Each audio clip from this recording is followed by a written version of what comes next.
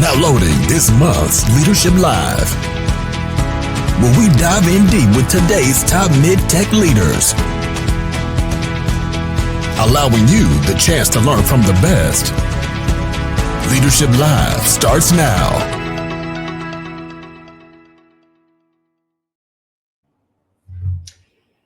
Good afternoon, FloodGate family. Good morning, people on the West Coast. I am absolutely happy to be here with Fariborz Boor Boor, founder, president, CEO of Caerus Corporation, a longtime friend of mine, incredible leader who's built up businesses, sold businesses, just incredible entrepreneur out of Minneapolis. Fariborz, thanks so much for joining. I really appreciate you being here. And most people haven't had the opportunity to get to know you like I have, so if you could be so kind and tell a little bit about you, your background, and of course, all the great thing you guys are doing at Caerus. Sure. Well, good morning and good afternoon to whoever is watching. And always nice to see you and talk with you, Joe. You and I go back quite a ways. Yes, we do. So I have been in the medical device business for over, 30 years. Mm-hmm. Founded, I think, 5 different companies. Caerus happens to be the 5th one. And at Caerus, we have 3 distinct businesses: a human business, an animal business, and a contract manufacturing business. Mm-hmm. Everything we do is done here in-house. We have 2 facilities in Minneapolis-St. Paul area. One is where I am right now. It's about a 36,000 square foot facility, and another one in Dallas, Texas. So that's my background, and that's what we do today. Nice. Great. Well, I know you through your 5 companies and being, all the years in med device and MedTech, you've seen a lot of different leaders. So I'm curious what you feel makes, what are the key attributes that does make a good leader in this space, Fariborz?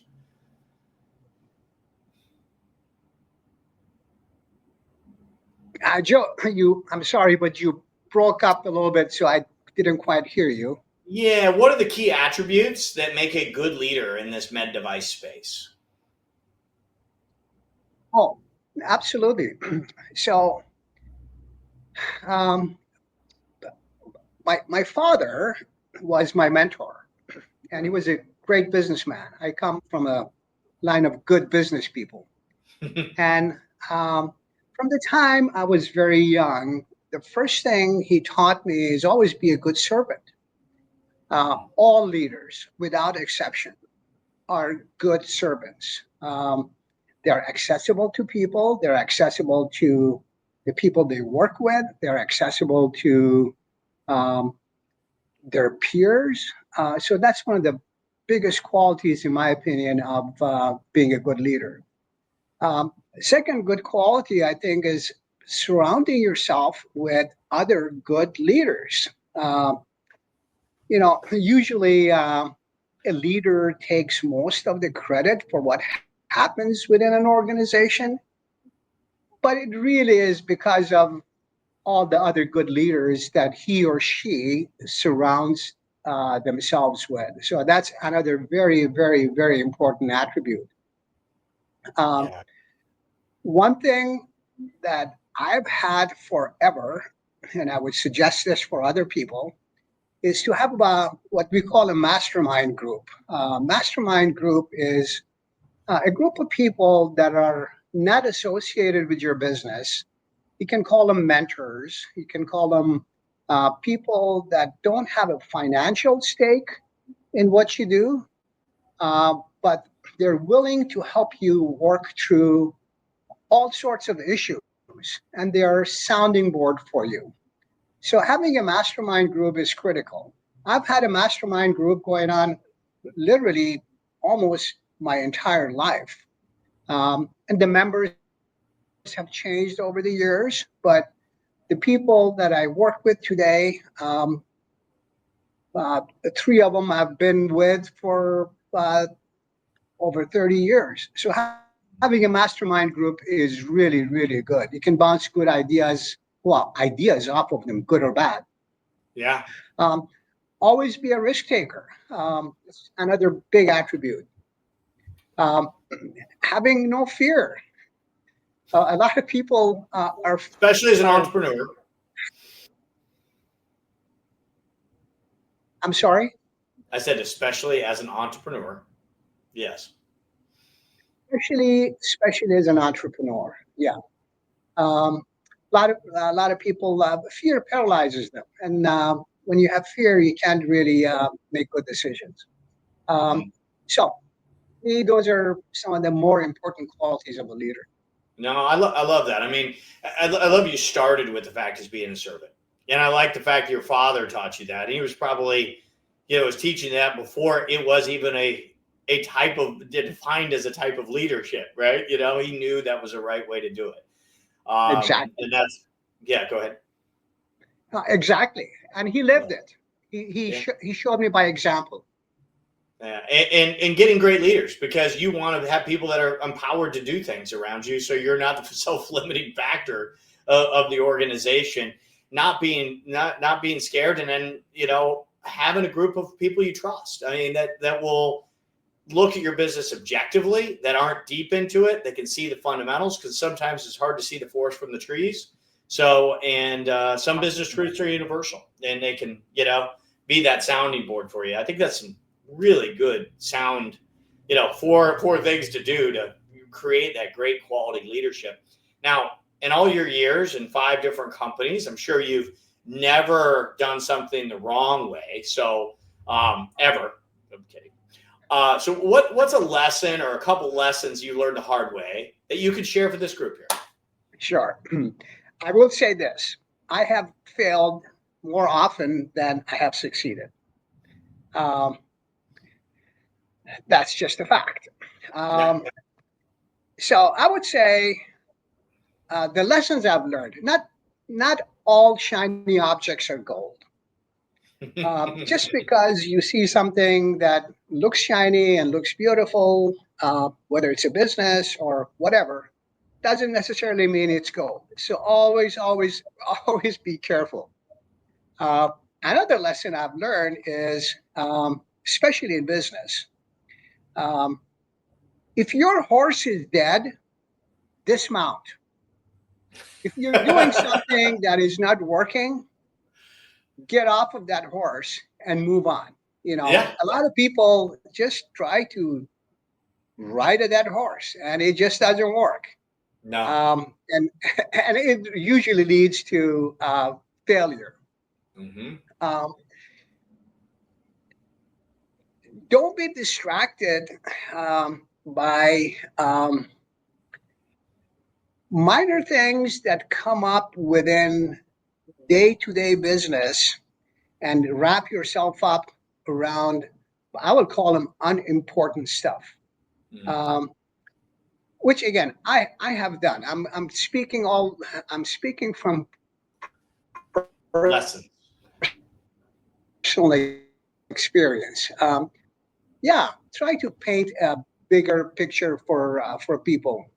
And in every organization that I have run or been a part of, there are always some bad apples.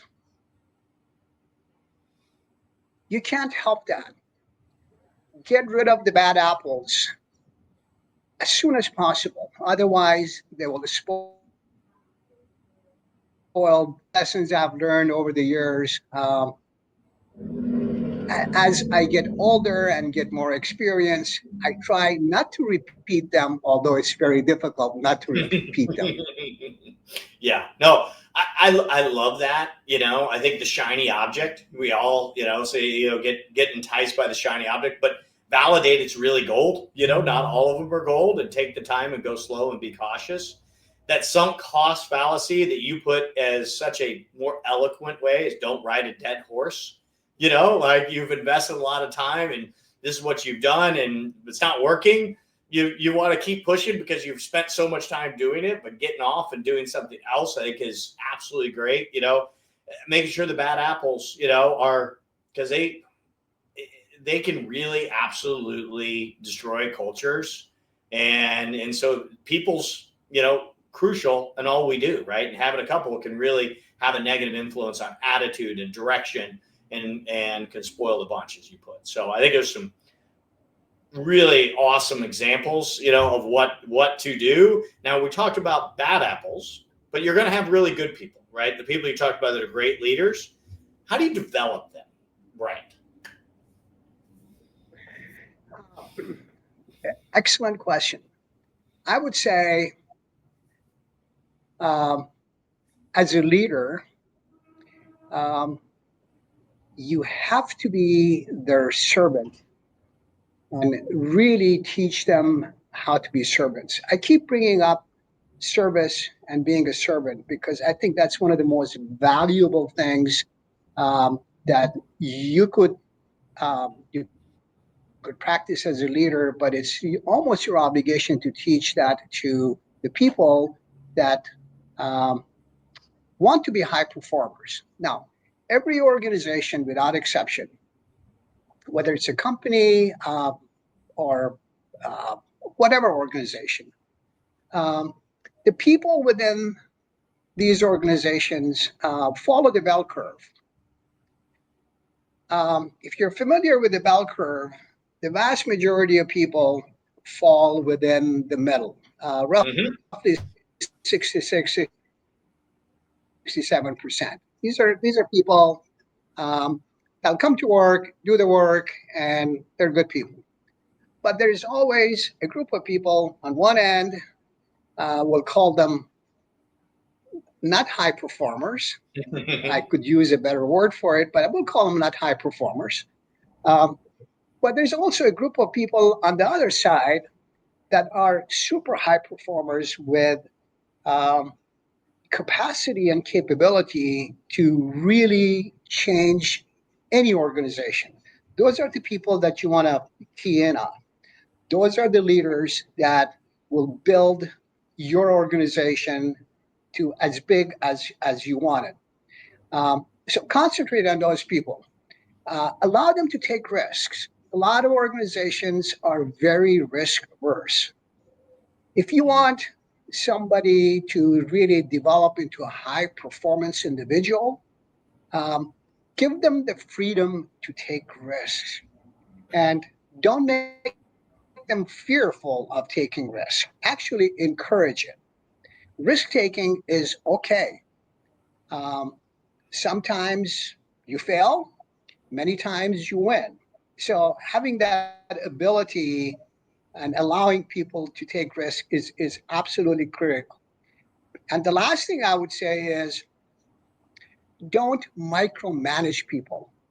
You hire people, especially high performers, because of their qualities and the skill set that they have. The last thing you want to do is sit over their shoulders every day and micromanage them. Let them run wild. Let them exercise their intellectual abilities. I think it will do wonders for them. Oh my goodness, the lights went off. Just hold on. Excuse me, I got to turn the lights on.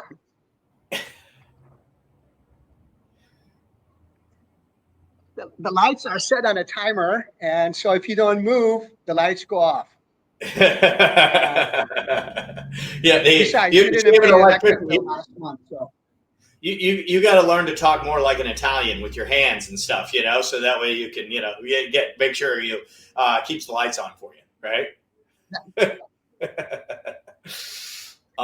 No, I think you bring up some really good points. That's what I would suggest. Yeah, no, I think it's a really good point, right? Especially it starts with identifying those leaders, right? Being very analytical of that bell curve and being conscious of who are those people that really can change and shape the company, right? Making sure you're spending time with them, developing them. I heard you say, and focus on that. And develop them not by micromanaging, but by allowing them to take risks, by not micromanage, by being non-risk averse, empowering them to go wild, I think you said, right? I love that. Go wild, because that's where some great ideas and innovation, and I find it also inspires those great performers. One of our former colleagues, I think, said on one of these when I interviewed him, is great people love great responsibility, right? That you need to just give them a lot of responsibility and they will flourish and they enjoy it and welcome it. And that's what I heard you say, which is some awesome suggestions there. Guys, I'm going to be asking a few more questions, but if you're listening, you have some questions at the end of this, please comment. I'm going to be pulling those in at the end of this, my questions here, and you can ask Fariborz directly. So just comment below on this show and we'll pull it in here shortly. Now, this one's near and dear to my heart, Fariborz. Finding talent, how to evaluate new talent, how to get the right people on the bus. What's worked for you? What would you recommend? Well, you called Joe at FloodGate Medical. Okay. I appreciate the plug. Yeah, absolutely. So I'll take that. But besides that, what would be fun? That actually is that actually is true, because you have helped us with a couple of hires in the past. Mm-hmm. For me, being in medical device industry, it's a rather small industry and people know each other. So I have a pretty extensive network. Usually we find talent through the network.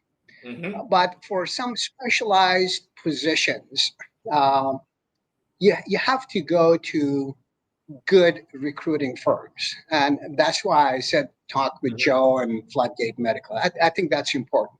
Yeah. You can go so far within your network, but there are positions where you need some specialized help. Yeah. And how do you evaluate them? The traditional interview is, I think, overdone, in my opinion.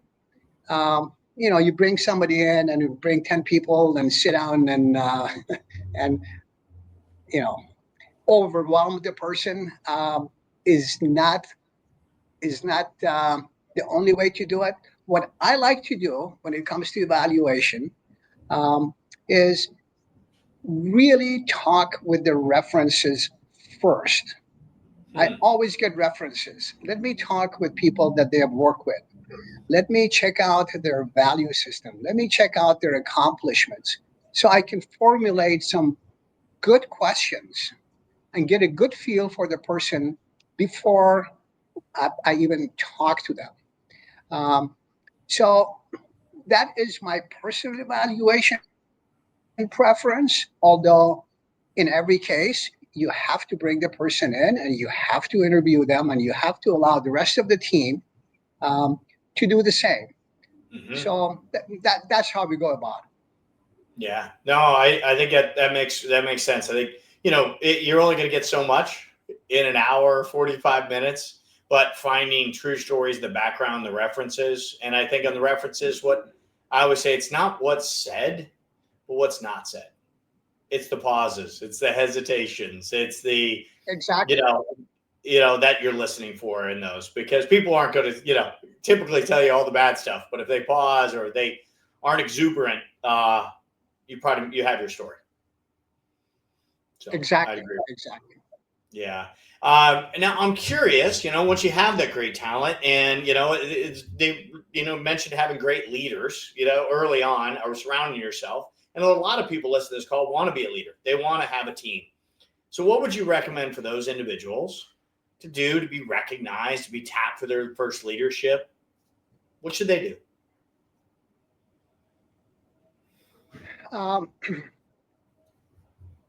Number one, read a book by Napoleon Hill called Keys to Success. He talks, one of the main things he talks about, in fact, it's the first thing he talks about, is have a definite major purpose. A definite major purpose. You can't go into leadership positions without really having a definite major purpose in mind. I think that is absolutely key. Know what it is that you want to do. Because if you know that, people will help you get there. No question about it. Go into it with a definite major purpose. Secondly, always do more than what you're paid for. Don't tie pay to accomplishment. Always do more than what you're paid for, because when you do that, you put the organization, you put them in a position where they're obligated to do something for you. They're obligated to pay you more. They're obligated to promote you. So doing more than what you ask for is critical. Right. And last, I would say again, don't be afraid of failure. Failure is part of life. If you're aspiring to, be a leader, just be prepared and know that there are times in your life, in your career, that you're going to fail, but that's okay. You'll learn from it, and you'll do. Hopefully, you'll not make that mistake again, but at least you'll learn from it. That's critical. Yeah. No, I love that. Napoleon Hill, I think he's famous for his Think and Grow Rich book, but I've never read that book. So you got me a new book for our book club potentially, because that sounds like something that's important. Having a specific major purpose, know where you're going, right? What you want to achieve, and have a goal that you can rally people around an objective, right, to get there. I think that's a great example. And then you mentioned, really going above, doing what you're not paid for. I think of that quote. I think it's Rockefeller. No, it's Vanderbilt. Actually, it's Vanderbilt who said, there are two types of people that never amount to much in this world. One that will never do what they're told, and ones that will only do what they're told, right? So it's that fact, going above and beyond has always been a truth of success, and those individuals that naturally do that set themselves up for success, right? So I think it's some really good nuggets and just fundamental examples that they're pretty new, right? No. Napoleon Hill's been around. What year was that? 1930s, 40s, something like that. I can't remember when he was writing those books, but it's been around a little while. So good suggestions. Fariborz, last question for you. And guys, after this question, I'll be taking some for the audience and see some comments below. So please comment below with any questions you have for Fariborz. He's a wealth of information here. This one's our fun one, Fariborz. Your favorite superhero and why?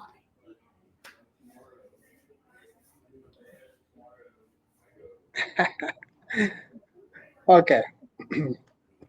So superheroes, at least in this country, are, I'll call them fictional superheroes. Yeah. I don't have a fictional superhero, but I do have a superhero. And that superhero to me is Mahatma Gandhi. If you haven't read about him, I would recommend every leader to do so, because as far as leadership is concerned and being a superhero, he is one of the top ever. Coming from basically nothing to leading a country, one of the largest countries in the world, to freedom with peace, was an accomplishment that not many people have accomplished. So my superhero always has been Gandhi, will always be Gandhi. Yeah. Be the change you seek, right? That's one of my favorite Gandhi's quote, right? When everyone's complaining about something, just be the change you seek, and don't you can't affect others. You can only affect your actions, which reminds you of that. I love that. So Absolutely. Yeah. Great. Fariborz, you got some great things. I have several questions here to bring in. Here, let's see. We've got one from Natalie. How do you stay motivated to continue to strive for success after recurring failure? You mentioned you failed many times, you failed more than you've won. How do you keep motivation after you got kicked in the teeth a couple times? Well, how do I stay motivated? Number one, I don't watch a lot of TV and a lot of, I'm not on social media, any of that stuff. I think there's a lot of negativism that comes with that, but I do read a lot. My motivation comes from reading. My dad used to say, readers are leaders. If you want to stay motivated, read positive books. I'm not talking about technical reading or fiction reading. I'm talking about real life reading. Right now, for example, I'm reading Anthony Fauci's biography. A lot of people may not care for him, but there's a lot of important stuff in his book. And I'm not pitching his book, by the way, but it's motivating to see what the guy went through and where he ended up. So that's how I stay motivated. I'm a positive person in general anyways, and not too many things get me down, but reading is the method by which I stay positive.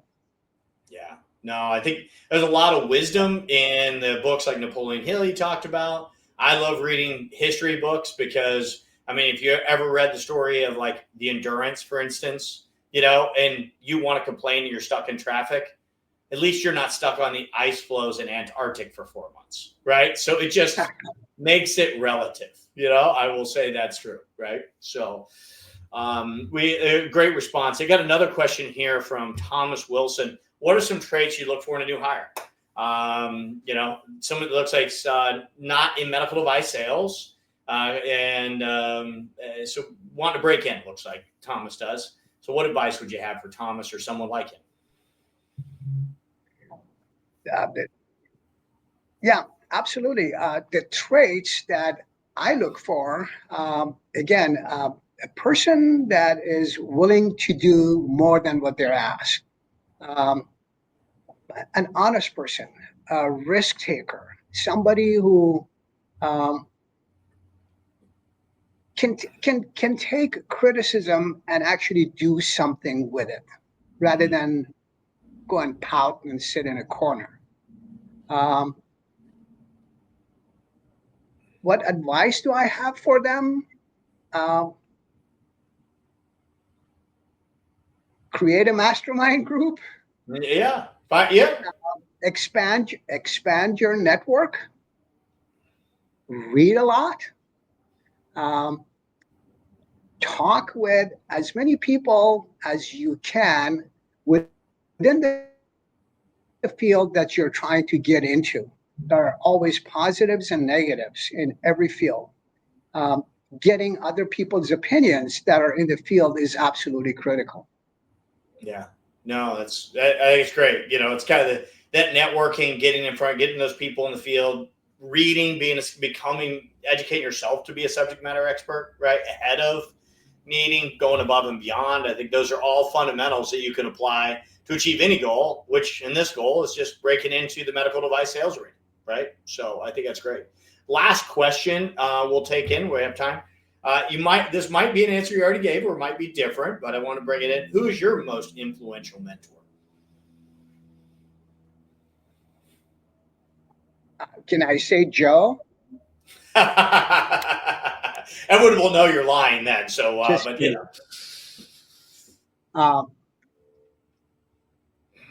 you've heard me talk about my father quite a bit. He was by far the most influential mentor in my life. I do have a couple of other mentors who are part of my mastermind group. You wouldn't know them. I could name them, but it wouldn't matter. Yeah. But I would say my father, by far, was my most influential mentor. That's awesome. We'll end on that great note, Fariborz. Thank you so much for taking the time, sharing all your wisdom, lessons you've learned, the humility of that, and being able to answer these questions and prompt. I know the FloodGate community appreciates it, and I appreciate it. Thank you so much. My pleasure. Good luck to you and everybody else. Awesome. Awesome. Thank you. And we're out.